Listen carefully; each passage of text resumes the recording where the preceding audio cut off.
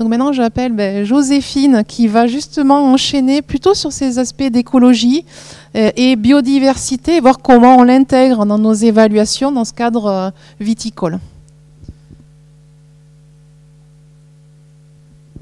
Merci beaucoup.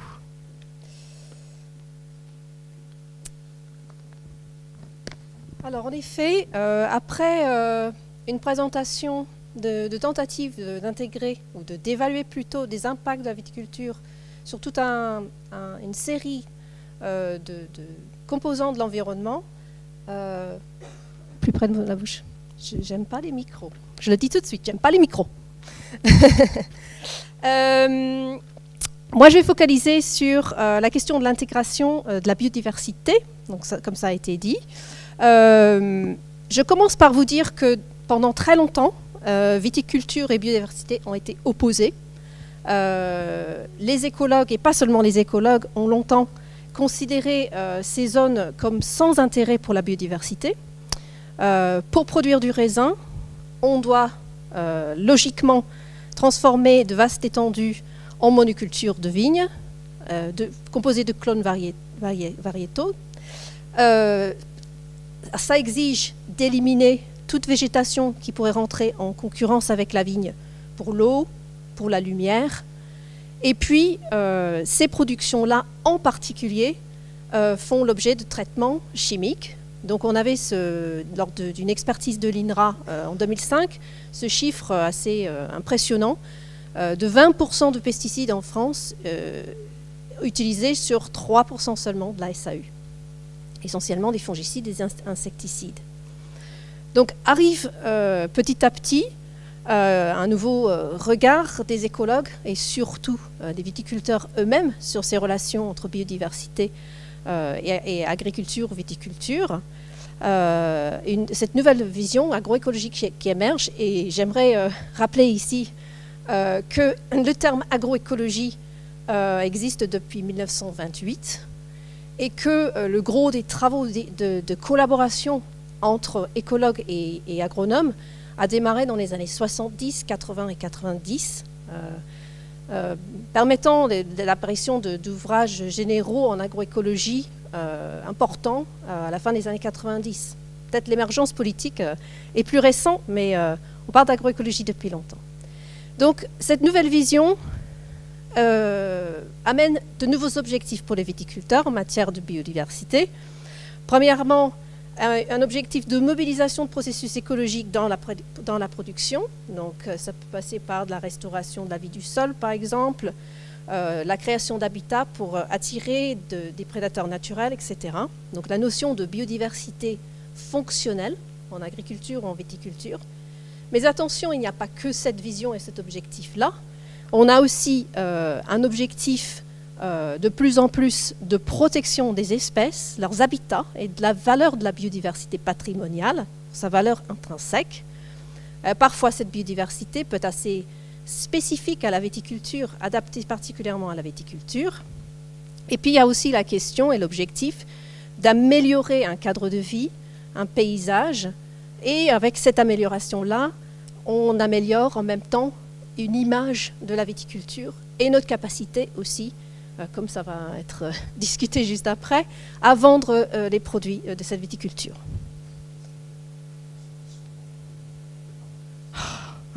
D'accord. Désolée pour la mauvaise gestion du micro. Donc, on est deux laboratoires, comme ça a été dit plusieurs fois dans ce projet. Donc, je rappelle que depuis longtemps, le laboratoire GRAP accompagne cette transition agroécologique et traite de questions très diversifiées autour de la transition, des questions de production, aussi de qualité du produit, de performance environnementale et de perception du consommateur. Et donc, ils ont développé cette approche d'éco-quali-conception et mobilise, notamment, comme on vient de le voir avec Christelle, les analyses de cycle de vie pour évaluer et comparer différents scénarios viticoles. Et pour la plupart, ces travaux se sont jusque récemment concentrés à l'échelle de la parcelle, parfois de l'exploitation, et petit à petit, on va vers la prise en compte de l'échelle du territoire. Donc c'est juste au début de ce projet Avatech qu'on a commencé à collaborer ensemble que le laboratoire GRAP a fait appel du coup à notre laboratoire BAGAP, plus habitué à travailler en écologie du paysage et analyse spatiale et SIG. On nous a fait appel notamment pour deux choses. Donc d'une part pour aider à mieux intégrer dans les scénarios viticoles que je viens d'évoquer la question de la biodiversité, et deuxièmement pour aider à mieux appréhender les échelles de paysages dans les travaux de manière générale. Donc nous, au niveau BAGAP, les deux grandes questions qui nous ont intéressés ces dernières années dans le cadre du projet Avatech, première question, c'est quelles sont les pratiques et les aménagements agroécologiques dans un contexte viticole qui permettent d'augmenter ou de maintenir une biodiversité sauvage. Je note bien qu'on travaille, nous, sur la biodiversité sauvage et non pas sur une diversité domestiquée, et à différentes échelles. Et puis après, avec quels outils ou indicateurs pouvons-nous évaluer les incidences de ces différents choix de pratiques ou d'aménagement du territoire viticole sur la biodiversité. Donc on a deux questions très vastes, et puis on a essayé de cerner deux approches pour traiter de ces questions et de cibler un peu nos actions. On espère que ces deux approches seront complémentaires. La première approche est plus proche de ce que Christelle vient de présenter, c'est une évaluation d'une biodiversité potentielle. Donc ça passe par une lecture écologique de sites, de milieux, qui se base sur les connaissances que nous avons actuellement acquis sur les relations entre biodiversité et viticulture et agriculture plus généralement. Ça a l'avantage d'être très pragmatique, applicable assez rapidement. Par contre, l'inconvénient, c'est qu'on ne va pas réussir à mesurer très directement une biodiversité qui va avoir ses spécificités très locales. Alors cela est vrai pour tous les composants de l'environnement, mais pour la biodiversité, cela est particulièrement vrai. La biodiversité n'est pas la même selon où on se place géographiquement. Donc, dans le cadre d'Avatech, on a proposé une grille de lecture très simple de la qualité, enfin je dis très simple, c'est pas si simple que ça, simple tout de même, de la qualité écologique d'un site, et qui est appliquée à une utilisation en milieu viticole, et notamment sur la question de la biodiversité des milieux enherbés en viticulture. Donc ce volet-là, cette approche-là va vous être plus amplement expliquée cet après-midi en atelier. Et puis moi, je vais vous parler plus de la deuxième approche qui consiste là à évaluer directement la biodiversité in situ. Donc là, on va aller plus loin que ce qui est de l'évaluation d'impact potentiel sur la biodiversité. Là, on va essayer d'évaluer des impacts avérés sur la biodiversité.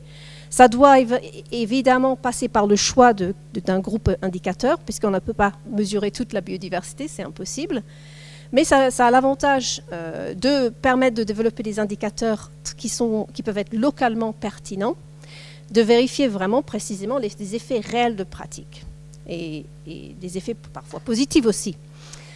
Et par contre, l'inconvénient, c'est que le développement de ces indicateurs nécessite de l'expertise et un temps de recherche assez important en amont. Je mentionne ici que nous avons choisi le groupe taxonomique des oiseaux. Vous pouvez vous poser des questions du pourquoi.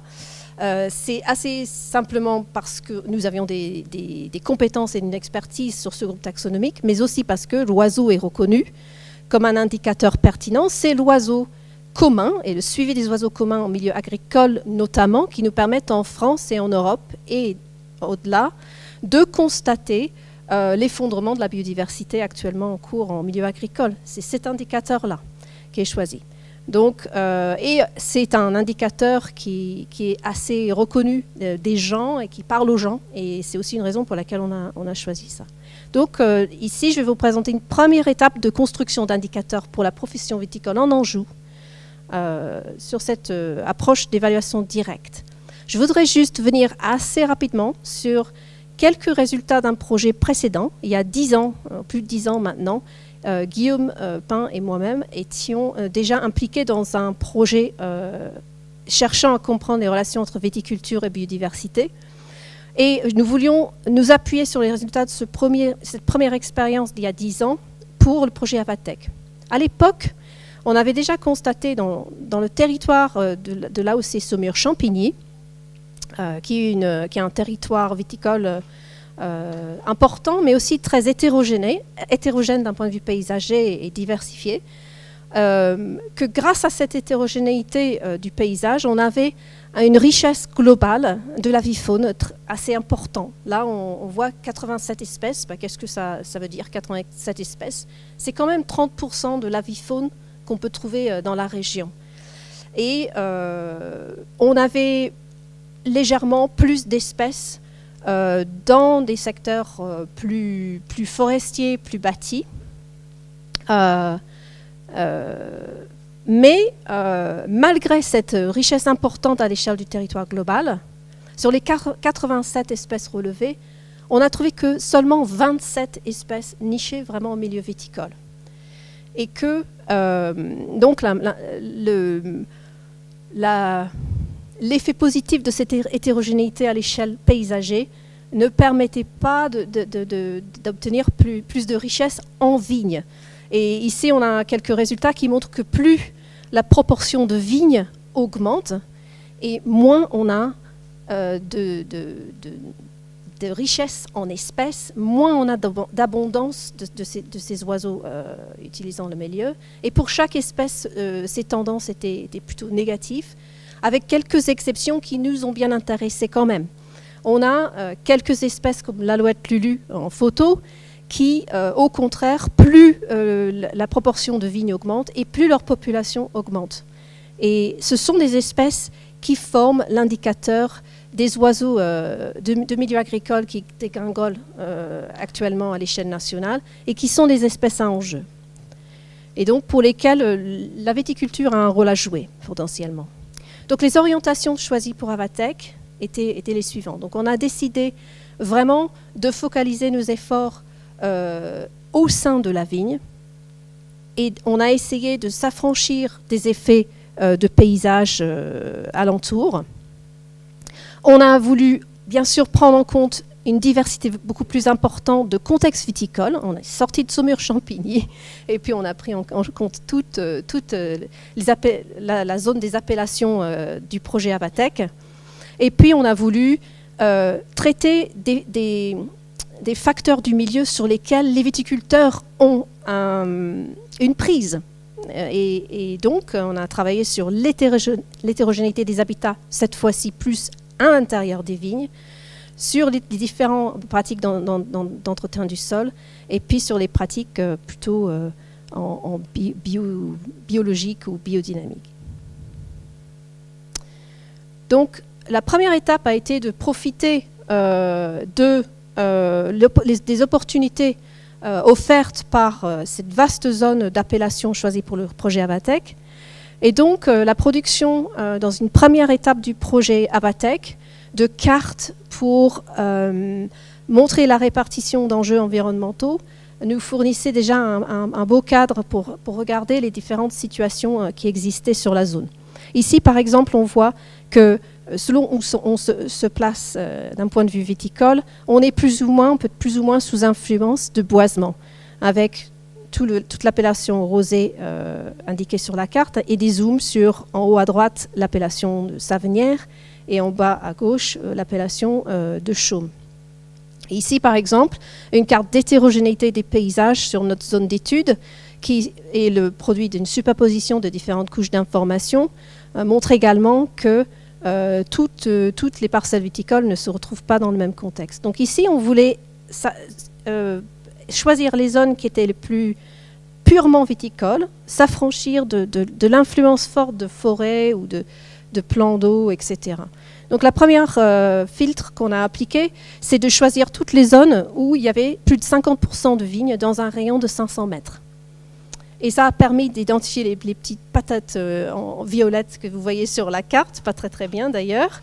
Et ensuite, on a parcouru physiquement sur le terrain toutes ces zones-là pour vérifier un peu leurs attributs réels sur le terrain et pour sélectionner au final 24 sites qui sont des sites de 12 hectares environ. C'est la taille d'un échantillon, d'un relevé ornithologique classique, et dans lesquels on avait fait varier les différentes variables viticoles qui nous intéressaient. Et ensuite, on est passé bien sûr à une phase de collecte de données écologiques sur le terrain. Cette collecte de données a été complètement bloquée, stoppée en 2020, donc on n'a pas pu réaliser le terrain en 2020.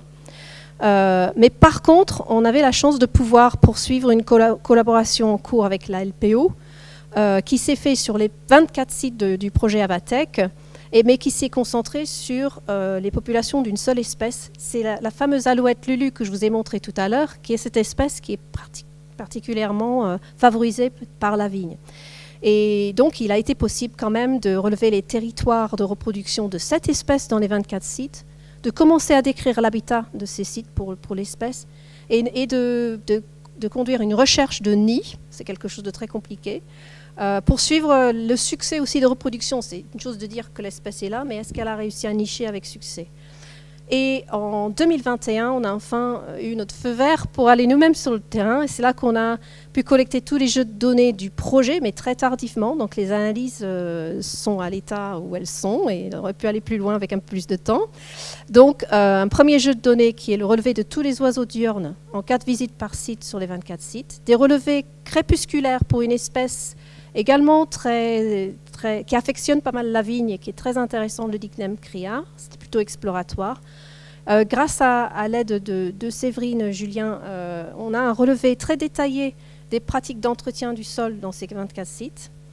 Et puis, il y a eu cette tentative de connaître la proportion de chaque site en viticulture biologique ou biodynamique pour avoir un indicateur frustre, simple, de l'impact des traitements chimiques sur le milieu.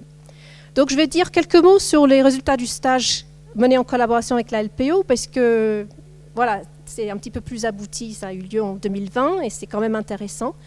La stagiaire a réussi sur les 24 sites à localiser 41 territoires de cette espèce et du coup à analyser les types de situations dans lesquelles cette espèce niche. Et les résultats sont assez intéressants. Elle ne va pas choisir pour nicher les parcelles les plus enherbées, alors que c'est une espèce qui niche au sol et dans une touffe d'herbe, on aurait pu croire à ça, mais plutôt les parcelles où on a 20 à 50% d'enherbement, puisqu'elle a également besoin de milieux plus dénudés pour aller chercher de la nourriture, et cet intermédiaire entre deux lui convient. 23 nids ont pu être trouvés et suivis grâce notamment aux viticulteurs qui, en travaillant les rangs, avaient plus de chances de trouver ces nids que nous parfois.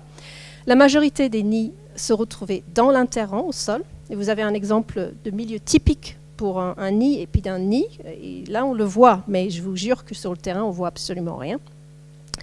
En termes de réussite de reproduction, on a vu que les nids qui s'y situaient dans les interrants tondus avaient tendance à échouer bien plus souvent que ceux qui avaient été travaillés mécaniquement beaucoup plus tôt dans la saison et du coup avec moins d'impact sur la période de nidification. Et que aussi les nids qui étaient plus éloignés du milieu de l'interrant avaient plus de chances de réussite. Donc maintenant j'arrive aux données propres au projet Avatec et qui ont pu faire l'objet d'un stage de courte durée L3 en 2021 pour leur mise en forme et analyse préliminaire. Donc je peux vous parler uniquement de ces analyses-là. On a collecté du coup sur ces 24 sites autant qu'on pouvait d'informations précises sur les pratiques viticoles, mais plus par une observation terrain que par enquête auprès des viticulteurs. On est toujours dans l'impossibilité de produire une variable simple qui est la proportion viticulture biologique et biodynamique. Ces données sont tellement sensibles qu'on n'arrive pas à générer cette simple variable. Et on a aussi un jeu de données de variables explicatives qui concerne la composition des habitats de ces sites et de leur voisinage à 500 mètres. Il y a aussi un énorme travail pour traduire des résultats collectés sur le terrain. Donc on cartographie en fait toutes les observations d'oiseaux qu'il y a eu. Ils sont spatialisés. Et cela permet non seulement de dire le nombre d'oiseaux qu'on a vus, etc. par site, mais de déterminer lesquels de ces oiseaux vus ont réellement niché dans les sites. Et ça a une autre valeur d'information que la simple liste d'oiseaux contactés. Donc on a le nombre d'espèces qui nichent vraiment dans le milieu, avec un lien beaucoup plus fort, le nombre total vu et le nombre total de nicheurs en abondance, et puis on peut les grouper après par groupe fonctionnel, ces oiseaux. Et donc nos résultats, pour l'instant, on a du coup 2037 observations d'oiseaux qui ont été cartographiées de cette façon sur 286 hectares échantillonnés. À nouveau, on trouve une richesse assez importante au global. 73 espèces ont été vues dans ces parcelles viticoles. Mais une fois de plus, quand on regarde lesquelles étaient vraiment installées dans la vigne, à nicher, on descend à 27 espèces et 193 territoires au total. Et dans ce lot-là, seulement 11 espèces défendent plus de 5 territoires. Et quand je dis plus de 5 territoires, c'est à l'échelle des 24 sites au global. Donc, on a une dominance très forte de quelques espèces. Mais ce qui est intéressant, c'est que dans le peu d'espèces qui vont dans la vigne, on a des espèces à enjeu. C'est un peu comme le même résultat qu'à Saumur. Les deux espèces de loin les plus fréquentes dans la vigne sont les deux espèces d'alouettes, l'alouette des champs et la fameuse alouette Lulu. L'alouette des champs fait partie des oiseaux qui sont les plus impactés et les plus en déclin. Et donc, c'est intéressant, la fauvette grisette dans une moindre mesure. Et il y en a quand même 5 espèces sur ces 11 les plus fréquentes qui sont des spécialistes de milieux agricoles. On ne les trouvera pas ailleurs, ils ne peuvent pas vivre en forêt ou dans les milieux urbains. Et puis, on a commencé tout juste à analyser les relations entre ces communautés d'oiseaux et le milieu. Et donc, on retrouve quelques résultats qui ne sont pas surprenants, mais c'est toujours sympa de les voir. Ici, par exemple, juste à titre d'exemple, je vous montre une relation assez forte entre la proportion des sites de 12 hectares qui sont non cultivés, et ça comprend plein de types de milieux différents, des petites friches, des petits éléments de broussailles, arborées, etc., enfin, et la relation avec le nombre de territoires au total, donc le nombre d'oiseaux qui nichent au total. Et en fait, voilà, à partir de 15% d'espaces non cultivés, on a vraiment un effet très positif sur cet indicateur-là, déjà. On a aussi une relation très directe entre une augmentation des milieux arborés et les oiseaux. Ce n'est pas étonnant. A priori, on a peu d'effets des variables liées aux pratiques viticoles. Alors, est-ce que c'est parce que ces pratiques ne varient pas assez dans notre échantillon? Est-ce que c'est parce qu'on n'a pas réussi à intégrer les effets un petit peu invisibles sur le relevé terrain des traitements?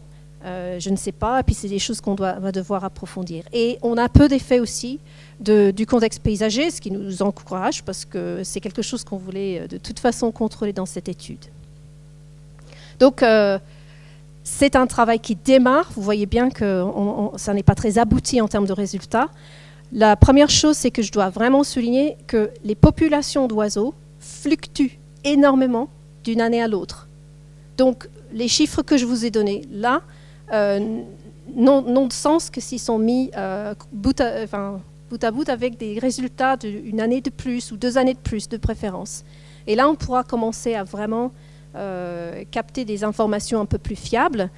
Et puis, on doit maintenant développer des analyses qui permettraient d'identifier parmi tout ce cortège d'espèces, lesquelles peuvent être corrélées avec la présence d'une richesse globale, la présence de certaines espèces à enjeu de conservation, donc la notion d'espèces parapluie ou de chevauchement de niche écologique pour ceux qui s'intéressent à l'aspect écologique. À terme, nous aimerions bien lier nos deux approches complémentaires, c'est-à-dire une lecture simple, écologique, basée sur des connaissances qui permettent de produire un score de biodiversité potentielle, comme ça a été expérimenté dans le cadre d'Avatec, que vous allez voir cet après-midi. Pour chacun des 24 sites, on a calculé un potentiel de biodiversité. Si on adaptait la méthode de lecture écologique pour le faire pour des critères pertinents pour des oiseaux, on pourrait ensuite utiliser les jeux de données sur les oiseaux pour vérifier dans quelle mesure la lecture écologique explique vraiment une biodiversité mesurée directement sur le terrain.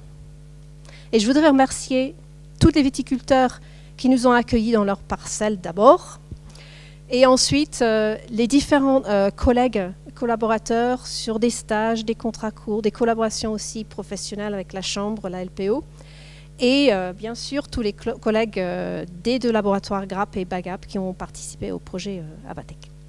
Et merci pour votre attention. Merci Joséphine.